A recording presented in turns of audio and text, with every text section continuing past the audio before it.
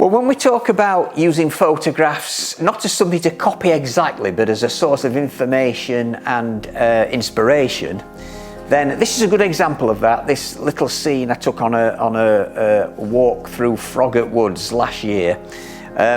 A really nice ancient woodland quite near where we live in Derbyshire.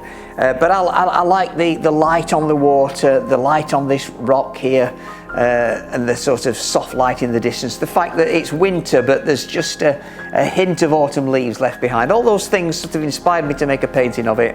But you can see from the painting that it's very much an interpretation of it. I've not taken it too literally, and I have done some simplification, taking some of the detail out. A really good one. I think you'll enjoy this.